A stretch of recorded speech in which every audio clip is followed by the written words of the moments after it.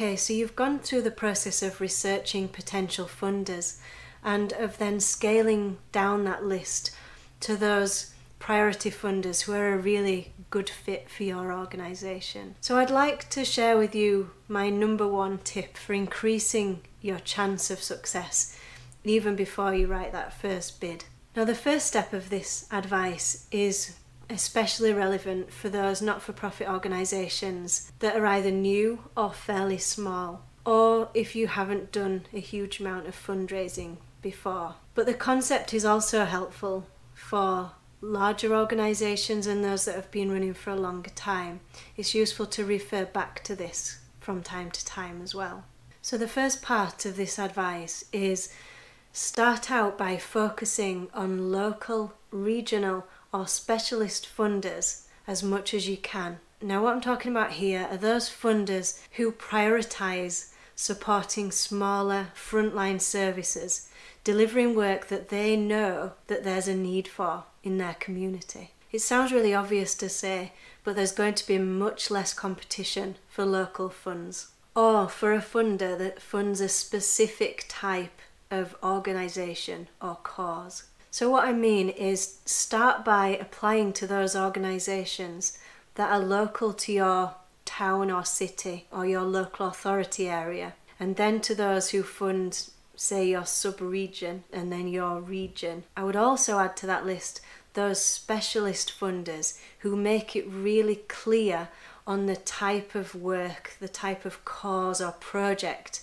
that they want to fund. So many of them are very generic in terms of we fund community-based projects, or we fund projects that support young people. It's too broad at the beginning. So for example, some funders will only fund hospices, or they will only fund arts projects in schools, or they will only fund work with military veterans. Those funders who have a really, really tight criteria, if that's what you do, you've got a better chance of success with them than with some of the funders that have a wider range of activities that they support. So for new organisations, if you're a new organisation and you have a local base, so initially you're supporting people in your local area, even if your long-term plan is to expand on that and work nationally or internationally. If for now you have a local base and you support local people, then for as long as possible stick to local funders until you've run out of options, until you've applied to them all, until you've had success with them all, or you've ruled them out. This advice is absolutely not to kind of hold you back or keep you small. In fact, it's the opposite. It's the best way to build up your systems, to get a track record with funders, to raise awareness of what you're doing, to get a genuine audience of people who support what you do. It's actually the quickest way to grow, by starting small and working your way up. Because once you've built that reputation in your local area and you've got people who will testify to what you do, that in turn will help you when you start applying to the bigger national funders,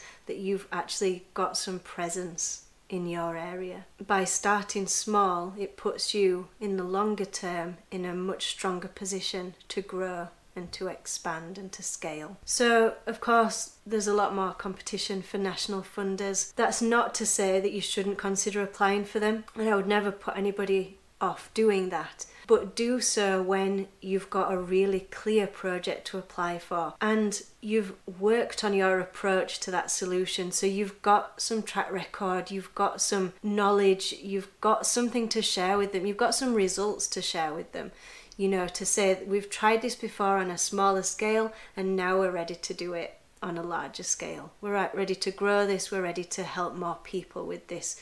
That's what they want to see. The bigger funders, the national funders, they want to see that you've done your groundwork in terms of trialing, testing, piloting, seeing what works before you go to them. Which is the only reason why I say just put it off a little bit until you're at that stage. The other thing to be aware of is that although the larger funders want you to have that track record and some success and to know what you're doing and to be really settled in who you are as an organisation and what you set up to do. They also quite like innovation, which kind of seems in contrast to what I've just said. But in order to innovate, to come up with something new, it's usually a stronger case if you have tried lots of things and assessed what works and what doesn't, and then you innovate by coming up with a new solution or an alternative, or something that's a little bit different to what everybody else is doing. And at that point, you've got something to present to the larger funders, because that's exactly the kind of thing that they're interested in. Now, the second part of this advice applies to all organisations of all sizes and at all stages in their development. And that is to get really, really clear on what you're looking for funding for. It's absolutely critical to know what the income needs are for your organisation. So whether it's running costs, whether it's to expand on one of your services, or whether it's to adapt or develop something new for a need that you've identified. What this does is it stops you chasing the funding, and it enables you to focus your time on those things that will actually make the biggest difference to running a successful organisation. One of my pet hates in my job is the number of times I hear people say, "Oh, this funding has just opened. What can we apply for?" If you ever find yourself asking the question, "What can we apply for?" you're looking at it from the wrong perspective.